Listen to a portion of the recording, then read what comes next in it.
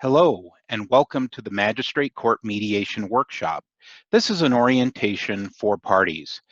This is presented by the New Mexico Administrative Office of the Courts.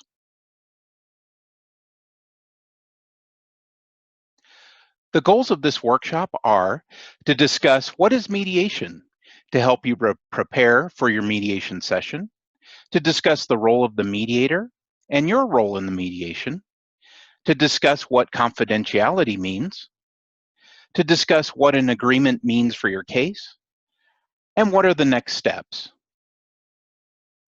First, what is mediation? If you are watching this video, it is most likely because your case was referred to the Magistrate Mediation Program, which is a service provided by the New Mexico courts at no cost to you. You are required to attend the mediation session, which will be conducted remotely by video using the internet or by telephone. You should have received a notice of mediation session from the court, which includes the date and time of your mediation. If you have any questions about the technology necessary for your mediation, how mediation works, or you cannot attend at the specified time, please contact the Magistrate Court Mediation Program as soon as possible by calling 505-750-0321. Mediation is an informal process that provides an opportunity for you to discuss your dispute with the other person or party to see if all of you can reach a solution yourselves rather than having the judge decide how to solve it. Sessions are on average 1 to 2 hours, but your session may require less or more time. Mediation is an opportunity for people who are in conflict to restructure their differences in an effort to find common ground and brainstorm possible solutions.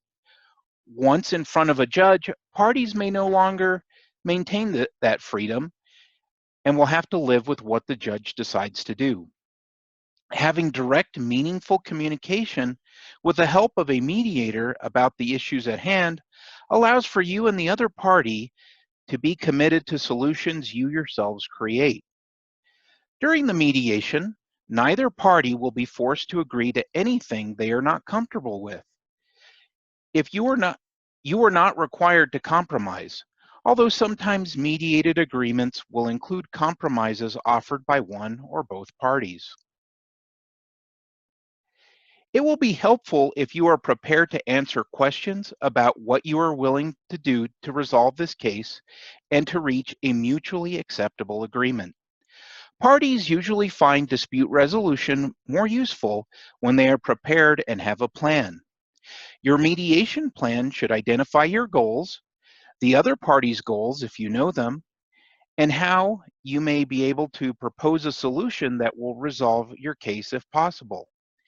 You should think about what you want to discuss and what's important to you. Thinking through these things in advance will help you and the other parties negotiate a solution that is sensible, realistic, and fair to everyone. Mediators are trained to offer assistance in making the discussion as productive as possible so that you and the other party can make the best decisions for yourselves. Mediators will not make suggestions or give advice. The role of the mediator is to help the parties develop a satisfactory and realistic solution to your dispute through communication and problem solving. The mediator does not provide legal advice or services. The mediator will not judge the case and is not an arbitrator. The parties are responsible for making their own decisions. No one will be forced to agree to anything they are not comfortable with. Each party must be willing to fully participate in the process, which means to talk and to listen. This is your opportunity to bring up all issues you think are necessary to completely resolve the case. Mediation works best if only the parties involved in the dispute are present during the mediation. Others may attend only if their roles are clarified in advance and only if this is acceptable to both parties and the mediator. This can be discussed with everyone at the beginning of the mediation session. You should find somewhere private for the session and not allow others to listen in or overhear your conversation. Also, no one is allowed to record the mediation session. The mediation discussion is private and confidential. Only those directly involved in the dispute will attend the mediation. Attorneys may choose whether or not to attend with their clients. Mediation is a private and confidential process. The mediator will not reveal what is said in the mediation except as required by law, such as to report suspected child or elder abuse, or to report a threat of physical harm or damage to property.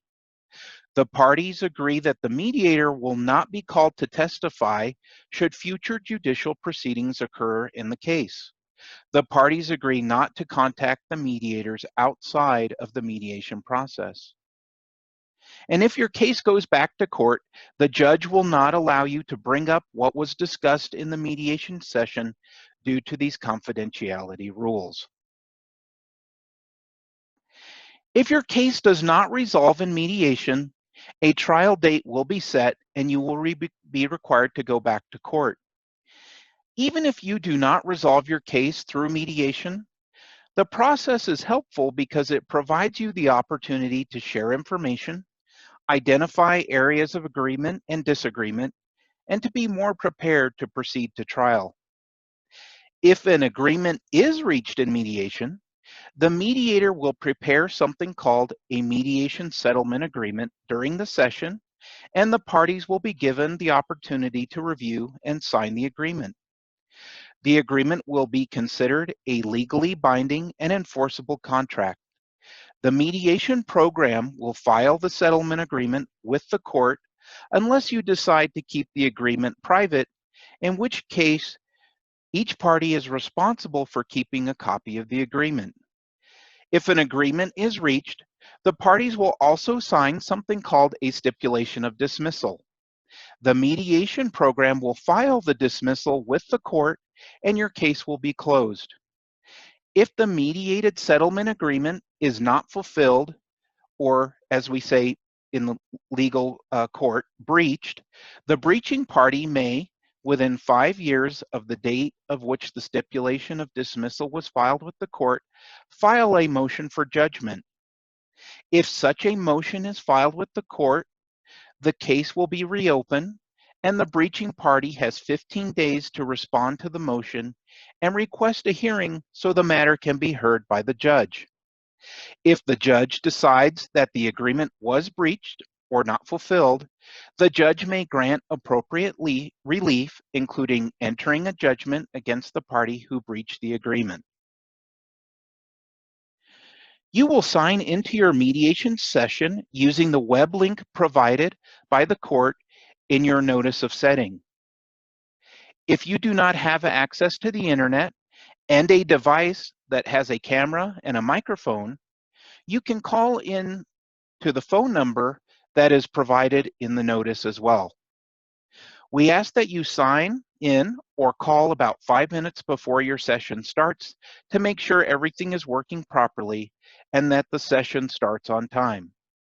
It is very important that you sign in or call on the day and time on your notice. If you are not able to do so, please call the program at 505-750-0321 as soon as you can. It is not necessary to bring witnesses to the mediation session. Because the session is confidential, please ensure that only the parties involved in the case are present in the room. For more information, you can email the program at magistratemediation@gmail.com or call 505-750-0321, or you can visit our website for more information at the address provided on the screen. Thank you for listening, and good luck with your upcoming mediation session.